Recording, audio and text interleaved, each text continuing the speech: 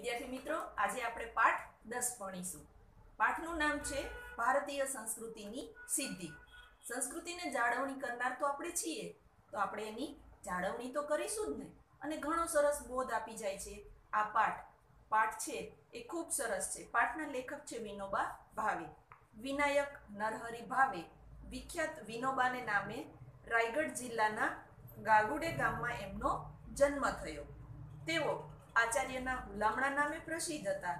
ગાંધીજીના અનુયાયી અને ભૂદાન ચળવળના પ્રણેતા હતા. તેઓ મૌલિક ચિંતક અને લેખક હતા. તેમણે ભગવદ્ ગીતાનો મરાઠી ભાષામાં અનુવાદ કર્યો હતો. ગીતા પ્રવચનો ભારતની તમામ ભાષામાં અનુવાદિત છે. વિચાર પોથી, સ્થિતપ્રજ્ઞ દર્શન, મધુકર, ક્રાંતિ દર્શન, સ્વરાજ્ય શાસ્ત્ર, ભૂદાન ગંગા ભાગ 1 થી 10 તેમના મહત્વના પુસ્તકો છે. તેમને રેમ મેગ્સેસે એવોર્ડ અને ભારત રત્નથી સન્માનિત કરાયા હતા. પાઠ છે એના લેખક છે વિનોબા ભાવે. પાઠનું નામ છે ભારતીય સંસ્કૃતિની સિદ્ધિ. તેના લેખક કોણ છે? વિનોબા ભાવે. વિનોબા ભાવેનું પૂરું નામ શું છે? વિનાયક નરહરી ભાવે. તે કયા ટૂંકા નામે વિખ્યાત છે, પ્રખ્યાત છે? વિનોબાના નામ. તેમનો જન્મ ક્યાં થયો હતો? રાયગઢ જિલ્લાના ગાગુડે ગામમાં. તેઓ કયા હુલામણા નામથી પ્રસિદ્ધ હતા? આચાર્યના હુલામણા નામથી. ગાંધીજીના અનુયાયી અને ભૂદાન ચળવળના પ્રણેતા કોણ હતા? વિનોબા ભાવે. મરાઠી ભાષામાં ભગવદ્ ગીતાનો કોણે અનુવાદ કર્યો હતો? વિનોબા ભાવેએ. તો આવા બધા પ્રશ્નો છે એ આપણે 1 માર્કના પ્રશ્નમાં પૂછી શકાય છે. વિનોબા ભાવે ભારતીય સંસ્કૃતિની સિદ્ધિ નિબંધમાં સંસ્કૃતિ, પ્રકૃતિ અને વિકૃતિ વચ્ચેનો ભેદ ઉદાહરણોથી સમજાવ્યો છે. વિકૃતિનો અસ્વીકાર અને પ્રકૃતિને સંસ્કૃતિનું રૂપ આપવાની ભલામણ લેખકે કરેલી છે. ભારતીય સંસ્કૃતિની પ્રયોગશીલતાનો લેખકે મહિમા કર્યો છે. ભારત દેશનો વિચાર વૈભવ અદ્ભુત છે એમ કહી લેખકે ભારતીય સંસ્કૃતિની ખૂબીઓ ખૂબ સચોટ રીતે સમજાવી વિવિધતામાં એકતાની વિશેષતા સ્પષ્ટ કરી છે. આ પાઠમાં લેખકે સંસ્કૃતિ, પ્રકૃતિ અને વિકૃતિ વચ્ચેનો ભેદ સમજાવ્યો છે. વિકૃતિનો તો આપણે સદંતર વિરોધ જ કરવાનો છે, એને ત્યજી જ દેવાની છે. અને આપણી જે પ્રકૃતિ છે એને સંસ્કૃતિ તરફ આપણે લઈ જવાની છે. અને આપણો આ ભારત દેશ છે એ સંસ્કૃતિની દ્રષ્ટિએ તો અનેક પ્રયોગો કરતો આવ્યો છે અને આપણો વિચાર વૈભવ પણ અપરંપાર છે. આ સંસ્કૃતિની ખૂબ જ સચોટ રીતે આપણને ઉદાહરણ સાથે ચર્ચા અહીંયા પાઠમાં લેખકે કરેલી છે. તો ચાલો આપણે પાઠ જોઈએ. પ્રકૃતિ એટલે સહજ સ્વભાવ, સંસ્કૃતિ એટલે સહજ સ્વભાવથી ઉપર ઉઠવું અને વિકૃતિ એટલે સહજ સ્વભાવથી નીચે પડવું. પ્રકૃતિ વચ્ચે છે, નોર્મલ છે, સહજ છે. હવે અહીંયા મિત્રો 3 શબ્દો આપણને સમજાવ્યા. પ્રકૃતિ એટલે શું? તો કે પ્રકૃતિ એટલે સહજ સ્વભાવ. વિકૃતિ એટલે શું? તો કે વિકૃતિ એટલે સહજ સ્વભાવથી નીચે પડવું. અને સંસ્કૃતિ એટલે શું? તો કે સહજ સ્વભાવથી ઉપર ઉઠવું. આ ત્રણેય એક વાક્યના પ્રશ્નમાં પૂછી શકે છે. પ્રકૃતિ એટલે કે આપણે માણસનો જે સ્વભાવ છે એ સહજ હોય છે, એને આપણે પ્રકૃતિ કહીએ છીએ. પણ ક્યારેક ખરાબ લક્ષણો કોઈને આપણને દેખાઈ જાય છે તો એ એની વિકૃતિ છે. અને આવું તો આપણાથી ન જ કરાય, આપણે તો આમ છીએ, તો એ આપણાથી ન થઈ શકે, આપણી સંસ્કૃતિમાં નથી એવું જ્યારે આપણે સમજીએ છીએ ત્યારે એ આપણી સંસ્કૃતિ છે. પ્રકૃતિથી માણસ ઉપર જાય છે ત્યારે સંસ્કૃતિનું રૂપ અપાય છે અને પ્રકૃતિથી માણસ જ્યારે નીચે પડે છે ત્યારે એને વિકૃતિ કહેવાય છે. આમ મિત્રો 3 શબ્દોનો ભેદ તમે સમજી ગયા હશો. તો ચાલો આપણે આગળ ચાલીએ. માણસની એક પ્રકૃતિ હોય છે, એક સંસ્કૃતિ અને એક વિકૃતિ, જેને આપણે ઉદાહરણ દ્વારા સમજીએ. માણસને ભૂખ લાગે છે, અને એ ખાય છે, એને આપણે પ્રકૃતિ કહીએ છીએ. અને ભૂખ ન લાગે છતાં જો માણસ ખાય તો એને આપણે વિકૃતિ કહીએ છીએ. અને ભૂખ લાગવા છતાં આજે તો 11 છે, એકાદશી છે, ખવાય નહીં, એવું જ્યારે કહેવામાં આવે ત્યારે એને સંસ્કૃતિ કહે છે. ભગવત સ્મરણ માટે માણસ ખાતો નથી, કેમ કે આજે એકાદશી છે, આજે ખાવાનું નથી, એ એની સંસ્કૃતિ છે અને એ આપણે જાળવવાની છે. આમ ઉપવાસ કરવો એ આપણી સંસ્કૃતિ છે. બીજું ઉદાહરણ આપ્યું છે મહેનત કરીને ખાવાનું, કે માણસ મહેનત કરીને ખાય છે, કમાઈને ખાય છે, તો એ એની પ્રકૃતિ છે. એ જ માણસ જો કોઈનું જૂટવીને ખાઈ લે તો એ એને વિકૃતિ કહેવામાં આવે છે. બીજાની મહેનતનું લૂંટીને આપણે ભોગવી શકીએ નહીં, એ એક પ્રકારની વિકૃતિ કહેવામાં આવે છે. આમ વિકૃતિ છે એ પ્રાચીન કાળથી જુઓ તો આજ સુધી એ કોઈ દિવસ સંસ્કૃતિ બની શકે નહીં. આપણે હંમેશા મહેનતનું જ ખાઈ શકીએ છીએ, કોઈનું જૂટવીને ક્યારેય લઈ શકતા નથી.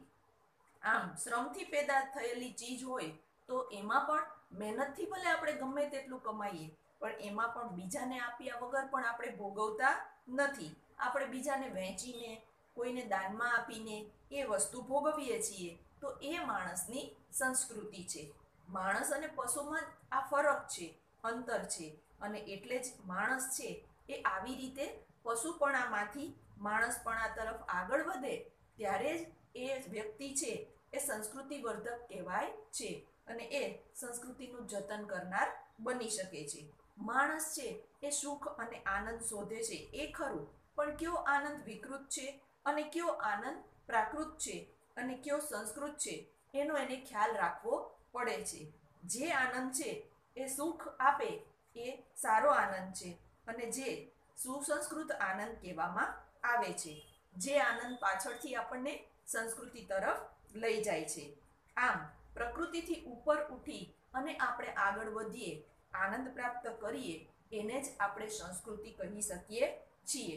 ઘણીવાર આપણને એમ થાય કે વિકૃતિને પણ આપણે સંસ્કૃતિ માની લેવાની ભૂલ કરી બેસીએ છીએ. એટલે કે આ બાબતમાં આપણે ઘણીવાર સાવધાન રહેવું પડે. પશ્ચિમના લોકો છે એ વિજ્ઞાનમાં ખૂબ આગળ છે અને એ આપણે એની પાસેથી લેવા લાયક આપણે લઈએ, પરંતુ એમાં પણ કંઈક વિકૃતિનો અંશ પડેલો હોય છે. એને આપણે તો ક્યારેય સંસ્કૃતિ માની લેવાની ભૂલ કરવી જોઈએ નહીં અને એમની વિકૃતિ તો આપણે ક્યારેય અપનાવવાની નથી.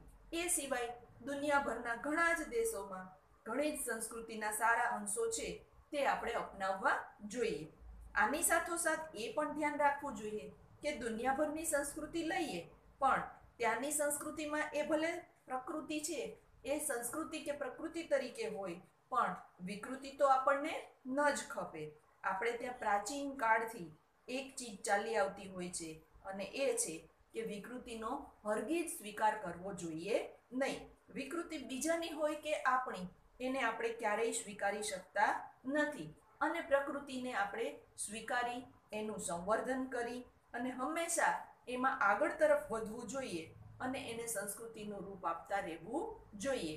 આપણે ખાવાનું ન છોડી શકીએ, ખાવાનું આપણે ખાવું જ પડે, એ આપણી પ્રકૃતિ છે, પણ આપણે માંસાહાર છોડી દઈએ એ જરૂર છોડી શકીએ તો એ આપણી સંસ્કૃતિ છે અને એ સંસ્કૃતિ તરફ આગળ વધવાનું એક પગલું છે. ખાવામાં સંયમ રાખવો જરૂરી છે, પણ એ માંસાહાર છોડવો એ આપણી સંસ્કૃતિ તરફ આગળ વધવાનું, આગળની દિશામાં વધવાનું એક પગલું છે. મારું તો માનવું એવું છે કે જેમ જેમ આપણી વિજ્ઞાનની પ્રગતિ થતી જશે, માણસમાં જેમ જેમ વૈજ્ઞાનિક દ્રષ્ટિકોણ કેળવાતો જશે, તેમ તેમ વિકૃતિઓ છે એ આપોઆપ નાશ પામતી જશે અને માણસ છે એ હંમેશા સંસ્કૃતિ તરફ આગળ વધતો જશે. આપણે આગ્રહ કરી કરીને ખવડાવવું, અંકારાત્યાની જેમ ખાવું એ એક વિકૃતિ છે. આજે પણ એ માણસને સમજાતું નથી. શા માટે? તો કે માણસ છે એને આપણી શરીર રચનાનું, પાચન તંત્રનું પૂરતું જ્ઞાન નથી અને જ્યારે એને શરીર રચનાનું આંતરબાહ્ય જ્ઞાન થશે અને ત્યારે તેને સમજાશે કે આવી રીતે અક્રાત્યાની માફક ખાવું ન જોઈએ, ત્યારે એ વિકૃતિ એ છોડી દેશે.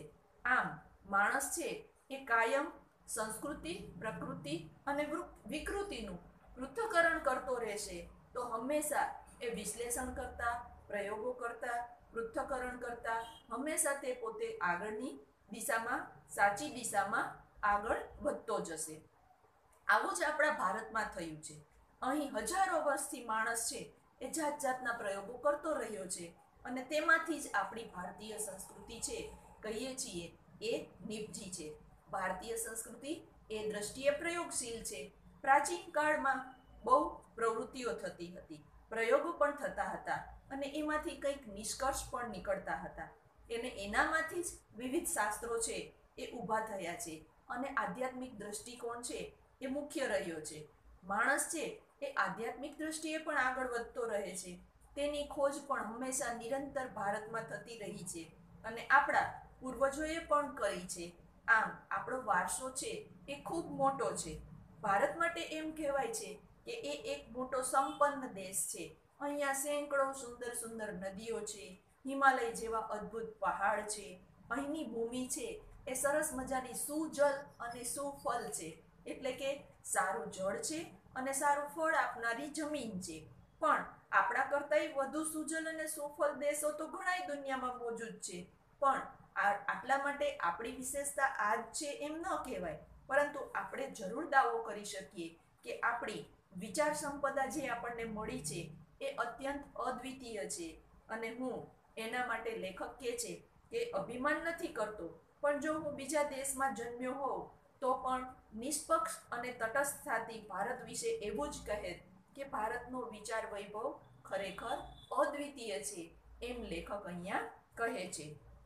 ભારતમાં વૈદિક ઋષિમુનિઓથી લઈને આજ સુધી અનેક શબ્દોની અખંડ પરંપરા આપણે ત્યાં ચાલી આવે છે. દુનિયામાં બીજા કોઈ એવા દેશ નથી જોયા કે જ્યાં ભાષાના 10,000થી વધુ શબ્દો છે એ ચાલ્યા આવતા હોય. ભારતમાં શબ્દ શક્તિનું પણ એટલું ઊંડાણથી ચિંતન થયું છે જ્યાં બીજે ક્યાંય આવું થયું નથી.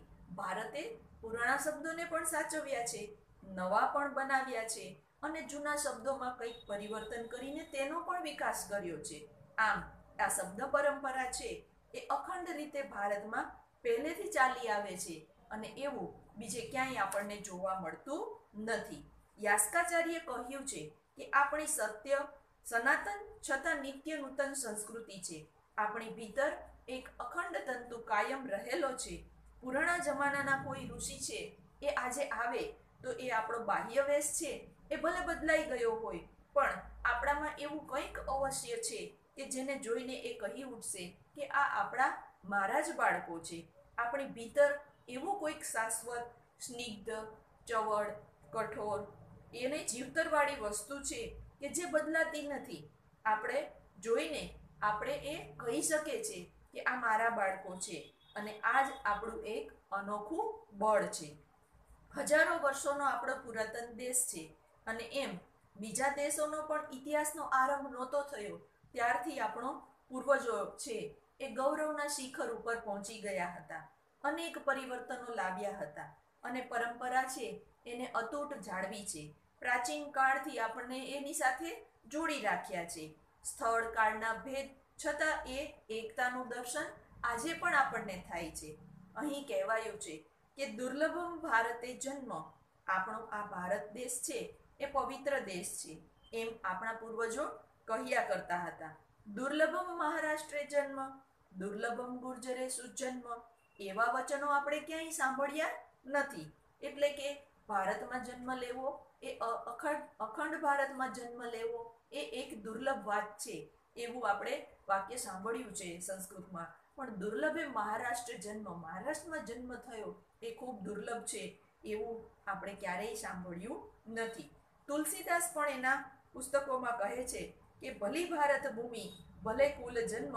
500 વર્ષ પહેલા ગુજરાતના કવિ નરસિંહ મહેતાએ પણ ગાયું છે કે ભરતખંડ ભૂતળમાં જન્મી, જેણે ગોવિંદના ગુણ ગાયા રે તે ધન્ય છે. આ જ વાત અસમના શંકરદેવ અને માધવદેવે પણ કરી. ન નરસિંહ મહેતાએ ગુજરાતનો મહિમા ગાયો કે ન શંકરદેવે આસામનો ગાયો. એકબીજાની ભાષા તો તેઓ જાણતા નહોતા, એકબીજાને નહોતા જાણતા, છતાં ભારતના અમારી પુણ્યભૂમિ છે અને એમાં જન્મ પામ્યા તેથી ધન્ય થઈ ગયા એવું બંનેએ અનુભવ્યું અને વ્યક્ત કર્યું. તો વિદ્યાર્થી મિત્રો, આપણે જોઈ શકીએ છીએ કે દુર્લભમ ભારતે જન્મ એટલે કે ભારતમાં જન્મ થવો એ ખરેખર દુર્લભ છે. એ વસ્તુ છે એ આપણે પણ સ્વીકારવી જોઈએ. કેમ કે તુલસીદાસ, નરસિંહ મહેતા, માધવદેવ અને અસમના શંકરદેવ એ બધાએ ક્યારેય પોતપોતાના ગુણગાન આસામના કે ગુજરાતના ગાયા નથી. તેઓએ ફક્ત ભારતને જ મહાન કહ્યું છે અને અનુભવ્યું છે. તો આપણે પણ અનુભવવું જોઈએ અને એનું ગૌરવ આપણને હોવું જોઈએ. આવી રીતે આખા ભારતનું અભિમાન એ કંઈ પ્રકૃતિ નથી, બલકે સંસ્કૃતિ છે. જ્યાં એવી ભાષાઓ છે કે ન જાણતો હોય એને શીખતાએ વર્ષો નીકળી જાય, એવી વિભિન્ન ભાષાઓ અને અપરંપાર વિવિધતાવાળા આ ભૂખંડને એક દેશ માનવો એ સંસ્કૃતિ છે. તે પ્રકૃતિથી ઉપર ઉઠીને આ સંસ્કૃતિ સધાઈ છે. એવી ભારતીય સંસ્કૃતિને આપણે જાળવવાની અને આગળ વધારવાની છે. તો વિદ્યાર્થી મિત્રો, આપણા આ ભારતની સંસ્કૃતિને જાળવવાનું અને આગળ વધારવાનું ગૌરવ આપણે પણ પ્રાપ્ત કરવું જોઈએ. તો આવો સરસ સુંદર પાઠ અહીંયા પૂરો થાય છે. તેમાં આપણે પહેલા પ્રશ્નના વિકલ્પ છે એ તેમાં જ આપણે ટીક કરીશું. પ્રશ્ન 2 છે એ 2-3 વાક્યના જવાબ, અને પ્રશ્ન 3ના ફકરાના જવાબ છે, અને પ્રશ્ન 4 છે એ વિસ્તૃત પ્રશ્નના જવાબ છે. એ આપણે તેમાંથી લખીશું.